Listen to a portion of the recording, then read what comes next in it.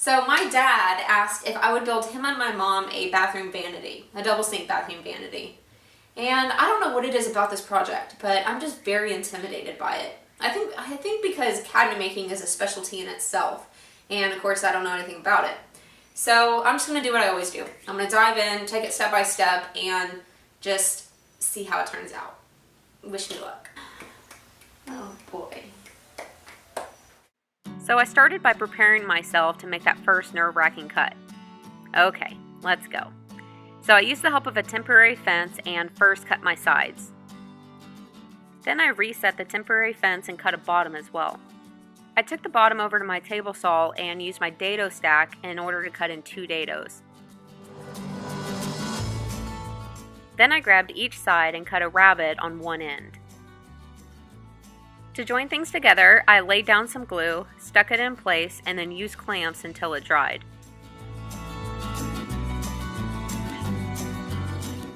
While that was drying, I went ahead and cut the pieces that will make up the inside walls, and I attached it the same way, first laying down some glue and then using clamps to hold it in place.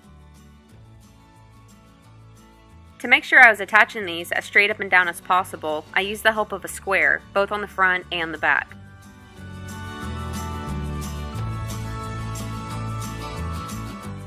Next I started making the face frame, first by ripping strips at the table saw, then using the miter saw to cut it into pieces. I drilled a pocket hole on each end of the stiles, then I started attaching it all together. Now, I'm only using the body as support to make attaching these easier, not as an actual reference. I used a tape measure for the spacing and then a level to make sure that they were nice and plumb. With the face frame assembled, I put glue all over the front edges, then started attaching it permanently. I started by tacking on the corners, first using a countersink bit, and then coming back with a screw. Before attaching these inside walls, I made sure that they were plumb and square.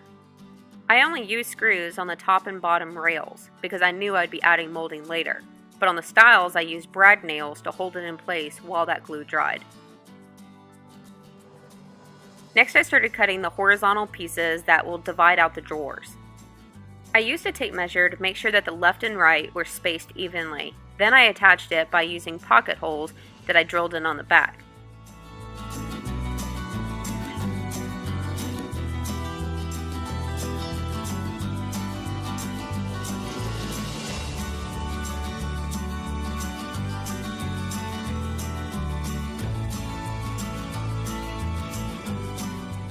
Next I went through and started adding the edge banding, first ironing it on, then coming back and trimming it up.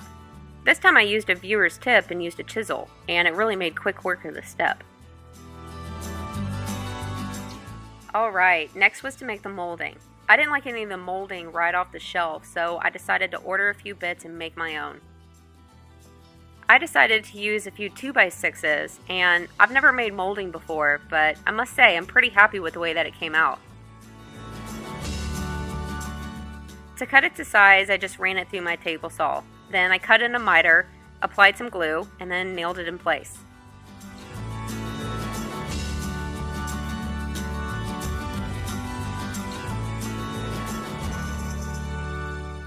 Then I repeated the steps and made a different molding for the center section.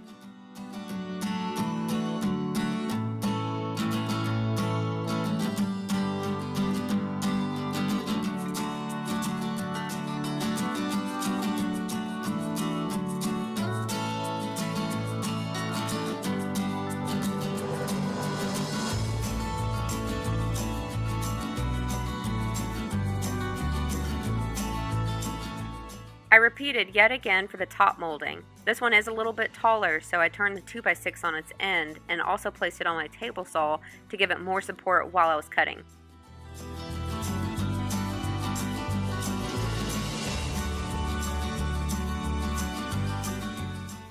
So since I made the molding from 2x6s, there are a lot of flaws in it. However, my mom personally likes to have knots in her projects. But she looks at something like this and sees character and not a flaw. So I was fine going with this route because it was not only cheaper, since 2x6s are cheap, but it's also geared towards my mom's personal preference. However, another option, if you don't like the character in the molding, is you can buy a few number 2 pine boards and then just glue them together. That way you have the thickness needed in order to cut your own molding. Or you don't even have to cut your own molding. You can very well just go buy something you like right off the shelf. So keep in mind, as you're building things, there's never only just one option for how to do something. So don't be afraid to build towards your personal preference, even if it goes against the norm. So I actually have to get out of town, which unfortunately means I'm not going to be able to finish this. But instead of not putting out a video at all, I'm just going to split it into 2. So next time, I will be making the doors, the drawers, as well as making a countertop. So stay tuned. Now, of course, you can leave me your comments in the section below on what you think about my progress so far. But I was definitely right to be intimidated by this. Cabinet making is it's just very tight tolerances. But I've been enjoying myself, and I'm really looking forward to getting the rest of the components in here to see if it comes together. So we will see. Now, I do plan on putting out a SketchUp model, but I'm going to go ahead and wait until it's actually all completed. So be looking for that next video. And that's it.